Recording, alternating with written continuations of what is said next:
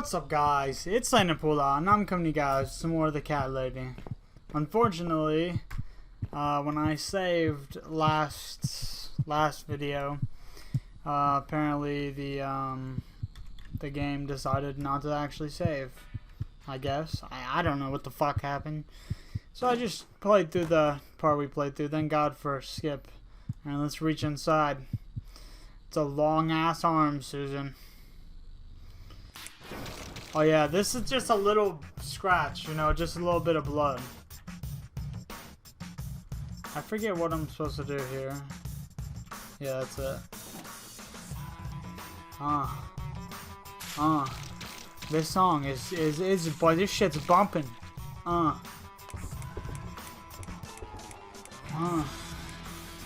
Yeah.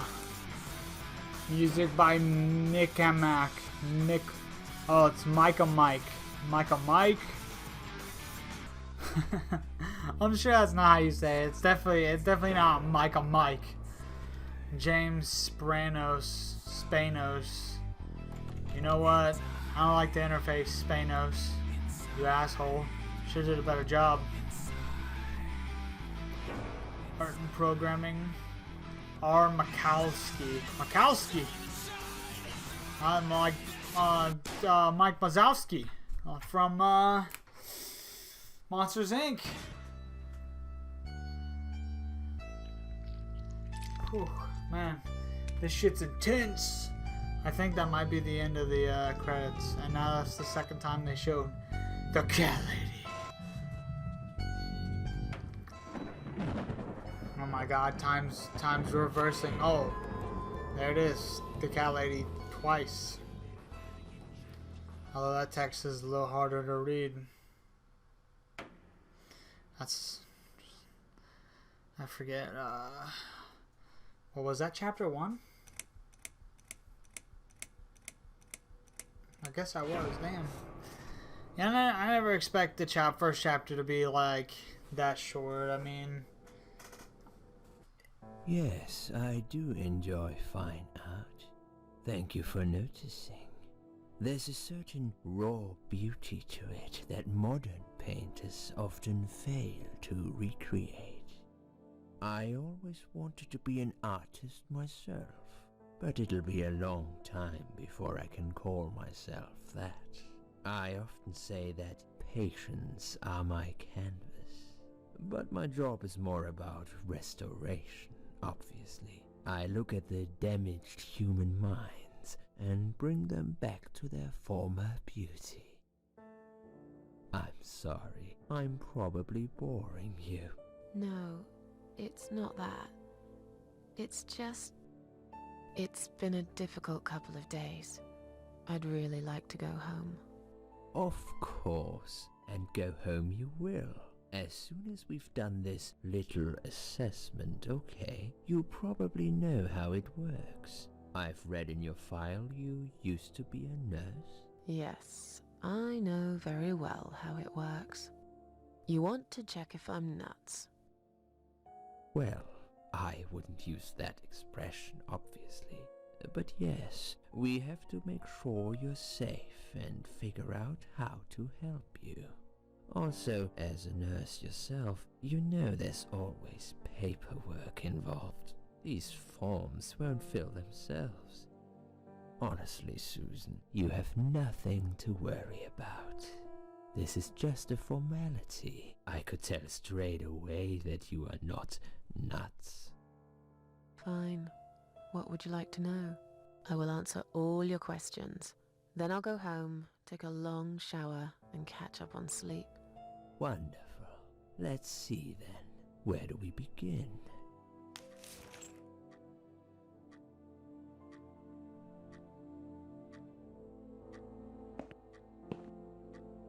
She's awake, Doctor.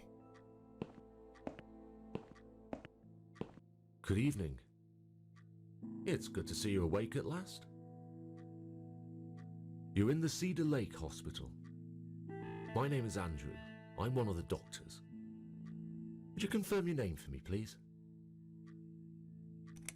Susan Ashworth. Hello, Mrs. Ashworth. I'm glad to see you're all right. You're on the ward now. Your condition is stable. I can see your brain functions just fine and there's no permanent damage of any sort. We've checked your internal organs and they're fine too. You're a very lucky lady, Susan. You might experience extreme tiredness and lethargy for a couple of days, but that should soon pass. I would advise plenty of rest now. The nurses on this ward will take it from here. Please let them know if you need anything. Take care, Mrs. Ashworth. Please, don't try to speak. What did you say? Don't worry, Mrs. Ashworth. Your arm is fine. No. There was nothing wrong with your arm, darling. Now calm down. Would you like me to get you some water? Let me get you a drink. I'll be back in a second.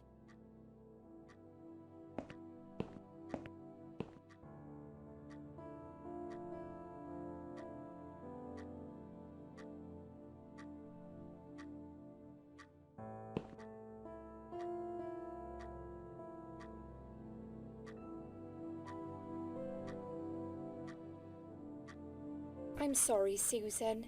Did I wake you? I have to take your blood pressure. 2 seconds and I'm gone. My name is Liz, by the way.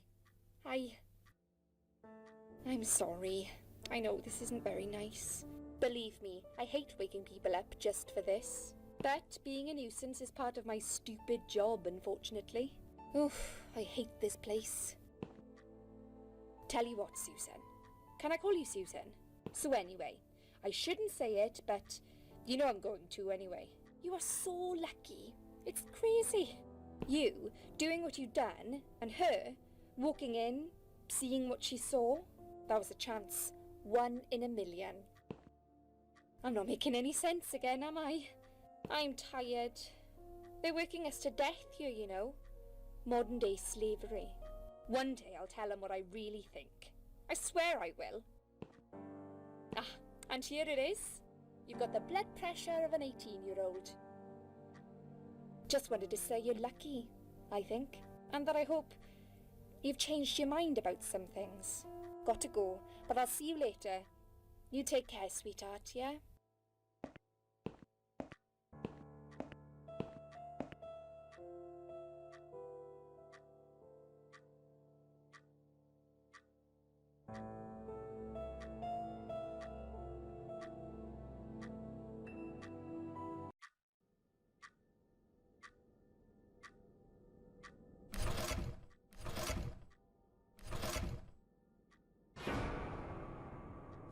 No, I'm just kidding. It's fine.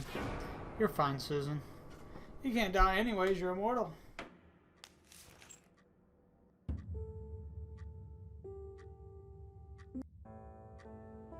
Bad dream?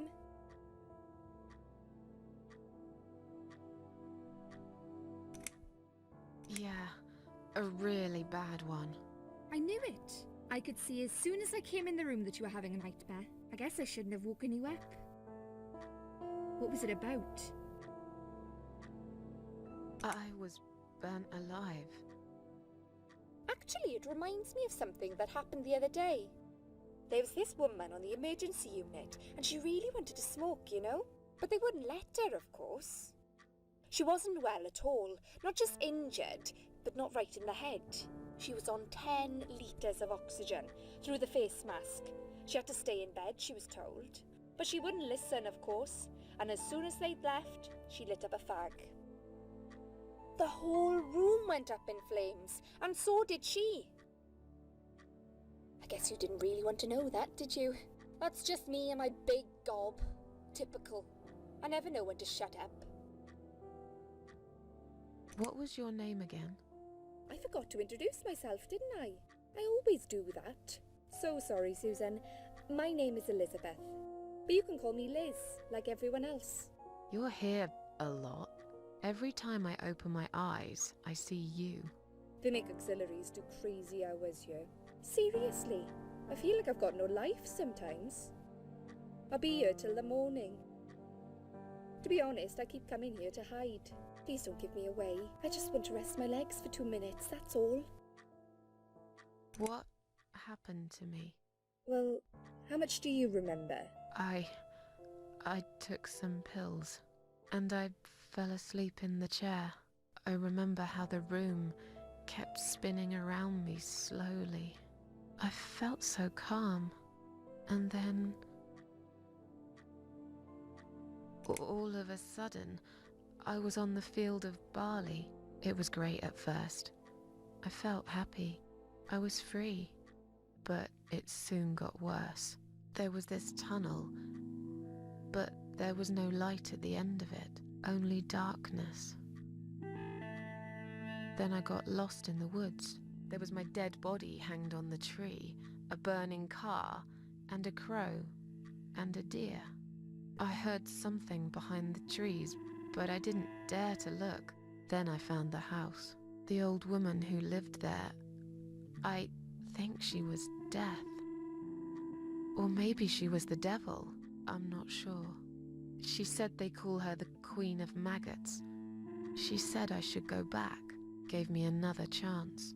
And so, here I am. Weird dream, eh? Maybe it wasn't a dream. I really believe in that sort of stuff. It's not impossible. It felt real, but it was just a dream. Can you now tell me who found me and what happened? Well, your body went into a coma. You were lucky she came home and found you. I told you that before. What? Who found me? Your daughter, of course. She called an ambulance. If it wasn't for her, you'd sure be dead now, Susan. My daughter? Yes. Why? Why'd you look so pale all of a sudden? Susan? I don't have a daughter. Whoever she is, she lied. But why would she do that? How should I know? I was in a coma, apparently. So she lied. It doesn't change the fact that you owe her your life. I was fine. I didn't ask for any help. Sorry. How long have I been here? I was told you arrived at the hospital at 7 in the evening. You had a cardiac arrest in the ambulance. They had to resuscitate you. Your heart stopped beating for nearly a minute, but they managed to bring you back. You went to the intensive care unit, where they gave you a dose of antidote and pumped your stomach. As soon as your condition was stable, they brought you on this ward. It's called Dime Ward. I call it Die Ward, because all the patients who come here want to die. It's a suicide watch unit. That's why it's so strict. You have to be careful. Nurses here are trigger happy with the sedatives. When will they let me go home? I'm not sure. Probably not today. Maybe tomorrow. Look, I shouldn't say that, but you seem like a nice person. I feel like I should warn you. There's this doctor here. They call him Dr. X. He's a chief of psychiatry in this hospital. You won't be able to go home until he's talked to you, and he's really good at getting into your head. You know what I'm saying? He will ask you a lot of tricky questions. But he's a really great guy. You should trust him.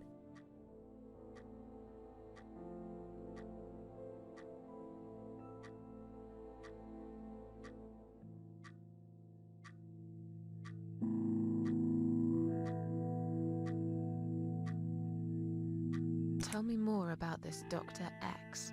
His name is Xavier Zellman, but everyone just calls him Dr. X. He comes on the ward often, usually late in the afternoon or in the evening. I personally really like him, but you hear all sorts of stories in a place like this, you know. I don't know what to believe anymore. All I know is he's been very friendly and supportive. Some doctors won't even say hello to you, but Dr. X usually stops and asks how I am. He knows I have some problems. He can see I'm not happy here. He actually offered me some free weekly sessions. I think I might take him up on his offer. What are they saying about him? Oh yeah, they say he's a big flirt. Nurses, cleaners, patients. He doesn't care, as long as they're wearing a skirt. One girl I knew, Linda, I heard they had an affair. Stupid girl. Well, she left, and I never saw her again. Now why do you think that is? Dr. X got her knocked up, They covered it up and quietly got rid of her. Probably paid her some money. I don't know how these things work, but it must have been enough to shut her up. I bet he'll be more careful now. But I can't really say a bad word about him, personally. Well, one thing. Maybe. Don't laugh, okay? He's got a weird smell. What do you mean? He smells funny. I don't know. Maybe it's just bad aftershave. Or maybe it's something he eats. Oh, thanks for the warning. I'll try not to get too close to him. Now that I think about it, there's something else too. I'll tell you this, Susan. He starts talking to you, and you just open up and tell him everything. It's very odd. I don't exactly hide things from people, but he got some really private stuff out of me. Really private. You know what I mean? Things I wouldn't tell my mother about. And we haven't even started those sessions yet. So, be prepared for that. Sure, but it's a bit too late for me to hide how I feel now anyway. I think I made it very clear when I swallowed those pills.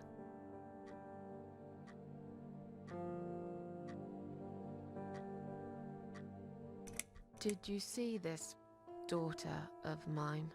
No, sorry, Susan. Apparently she came in the ambulance with you. But then she remembered something and had to go. I think someone mentioned she went in quite a hurry. Of course she did. She was worried I'd ask her what she was doing in my flat. Saving your life? Do I really have to give her a benefit of the doubt just because of that? One would assume so. That girl is a hero.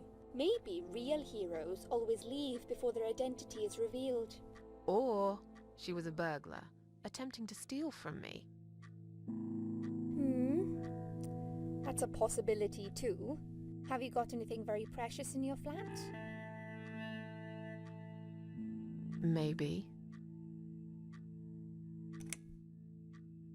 Tell me something more about yourself. Me? I'm a nobody. I'm just a hard-working girl. We all have to pay our bills somehow, right? I rent a room not far from here. There are 2 other girls living in the house. One is an auxiliary nurse, like me.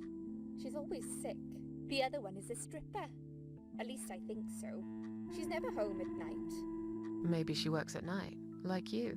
Yeah, but I don't leave for work wearing red stockings and heels, do I? No, you're right. You're a real nurse, not some man's fantasy of one. I used to do all that for my boyfriend. You know, dress up as a sexy nurse and all. Well, I did it just once, really. He didn't like it that much. He didn't like me that much either. Broke up with me last Valentine's Day. Of all the days, he chose that one, eh? He never told me why, but I don't care anymore. I'm tired. Let me sleep now. Fine. I'll see you again. Be careful who you trust here, Susan. They will be watching you. How do I know you're not one of them? You don't. But do I really look like a bad person to you? I don't know. Maybe not. I'll see you tonight. Remember what I said. Dreams are just dreams. But when they turn into nightmares, it's good to have someone there to pinch your arm and wake you up, right?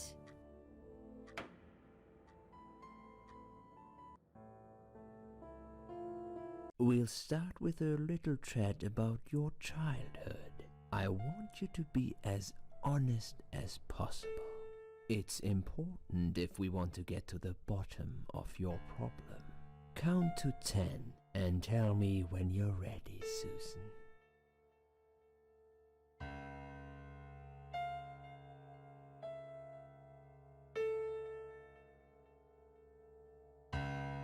This isn't all about whether you're nuts or not, like we said before. It's about finding what has caused how you're feeling now and creating a working solution. In order to achieve that, I need to get to know you better. Can we talk about your childhood first? Your parents. When you're a child, your life revolves around them. What was your father like? Did you have a good relationship with him? Yeah, I had a great dad. I have very fond memories of my father. He was always there for me, no matter what I did. He never got angry or upset. I suppose I never really gave him any reasons to be. I was a good child. Not perfect. But then again, no one's perfect. Whatever made me try to kill myself, it definitely has nothing to do with him. Where is he now? He died 6 years ago. Cancer. Do you miss him? Of course I miss him. How can you even ask me that? It's my job to ask these questions, Susan. Let's talk about your mother now. What was she like? Would you care to tell me about her? I can't complain. My mum was great. She brought me up well. Me and her, we were like best friends, like soulmates. We did everything together. She passed away 7 years ago. When Dad first got diagnosed with cancer, it was too much for her. He kept pretending he was fine, but she just couldn't take it. Her heart gave up. She died quickly. My father kept fighting it. Another 8 months of illness and intensive chemo finally beat him, though. He thought he was unbeatable, but he wasn't. Okay, I'm beginning to get a better picture. That's enough about your parents for now. Let's take 2 minutes, and we will talk about something else.